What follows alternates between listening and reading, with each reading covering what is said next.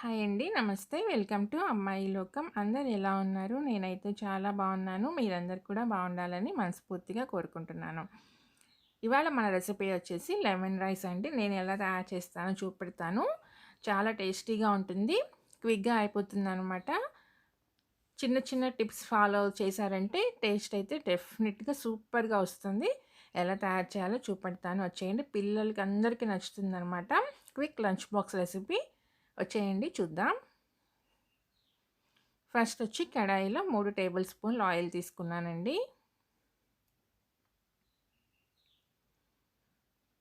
ఆ తర్వాత వచ్చి 1 టేబుల్ స్పూన్లు పల్లీలు వేసుకుందాము.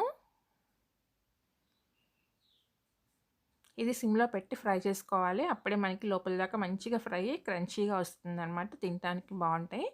ఆ తర్వాత మినపప్పు 1 టేబుల్ స్పూన్, ఆవాలు 1 టేబుల్ స్పూన్ వేసానండి. పచ్చిశనగపప్పు అయితే నేను వేయలేదు. మీరు కావాలంటే వేసుకోవచ్చండి.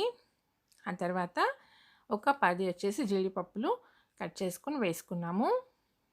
ఇవన్నీ మంచిగా మనకి ఫ్రై అయిపోవాలి.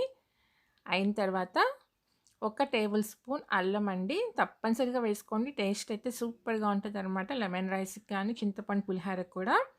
తురిమి వేసుకున్నానండి. అది బాగా ఫ్రై అయిపోవాలి. ఆయిల్‌లో కనపడుతోంది కదా! అలా ఫ్రై అయిన తర్వాత ఒక 3 పచ్చిమిరపకాయలండి. కారంగా ఉండేవి తీసుకోండి. ఆ తర్వాత ఒక క్యారెట్‌ని వచ్చేసి నేను చిన్న చిన్నగా కట్ చేశానండి. అవి కూడా వేసి ఆయిల్‌లో ఫ్రై చేసుకుందాము.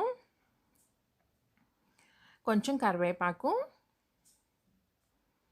పచ్చిమిరపకాయలు ఎప్పుడు కొంచెం ఘాటుగా ఉండే తీసుకోండి. మన నిమ్మకాయ పులిహోరలో, చింతపండు పులిహోరలో ఏంటంటే తినటానికి చాలా బాగుంటాయన్నమాట. పుల్ల పుల్లగా, కారం కారంగా, అందుకని కారంగా ఉండేవే తీసుకోండి. ఒక పావు టేబుల్ స్పూన్ పసుపు వేసుకుందామండి. ఆ తర్వాత ఇంగువ కొంచెం. ఇంగువ వేయటం వల్ల టేస్ట్ అయితే బాగుంటుంది. మీకు నచ్చకపోతే స్కిప్ చేసేయండి. ఇవన్నీ మనకి మంచిగా ఫ్రై అయిపోయినాయండి. ఇప్పుడు అన్నం వచ్చేసి వండిన తర్వాత కొంచెం సేపు ఆరబెట్టి పెట్టుకుందామండి. అప్పుడే మనకి ముద్దగా ముద్దగా కాకుండా పొడి పొడిగా వస్తుందనమాట. ఇప్పుడు ఇదంతా మంచిగా కలుపుకుందాము.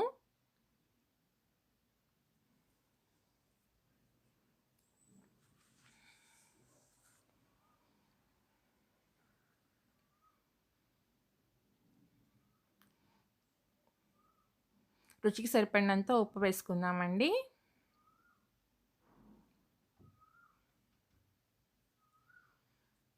ఇలా కనుక చేశారంటే లెమన్ రైస్ అనేది టేస్ట్ చాలా బాగా వస్తుందండి. పిల్లలకి, పెద్దలకి అందరికీ నచ్చుతుంది. ఆఫీస్ లంచ్ బాక్సెస్ కానీ, పిల్లలకి స్కూల్ లంచ్ బాక్సెస్ కానీ క్విక్‌గా అయిపోతుందనమాట.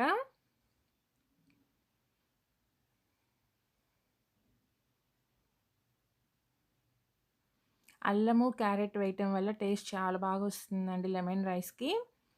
ఆ తర్వాత ఒక నిమ్మకాయ తీసుకున్నానండి నేను. జ్యూస్ అయితే యాడ్ చేసుకుందాము. కొన్ని నిమ్మకాయల పులుపు తక్కువగా ఉంటుంది, కొన్ని ఎక్కువగా ఉంటుందండి. మీరు చెక్ చేసుకొని పులుపు దాన్ని బట్టి వేసుకోండి. ఆ తర్వాత కొంచెం కొత్తిమీరని సన్నగా తరిగిన కొత్తిమీర, అంతేనండి. స్టవ్ ఆఫ్ చేసేద్దాము. ఇక్కడొచ్చేసి నిమ్మకాయ పిండగానే చేదెక్కుతుంది అనుకుంటారు. కానీ చేదైతే రాదండి నిమ్మకాయి. అంతేనండి. మన రెసిపీ అయితే రెడీ అయిపోయింది. తప్పకుండా ట్రై చేయండి. మీకెలా వచ్చిందో నాకైతే కామెంట్ చేసేయండి. అలానే ఫస్ట్ టైం చూస్తున్నారా? తప్పకుండా సబ్స్క్రైబ్ చేసుకొని చూడండి. ఒక లైక్ ఇచ్చేయండి. మీ ఫ్రెండ్స్‌కి, ఫ్యామిలీ మెంబర్స్‌కి షేర్ చేయండి. Thank you for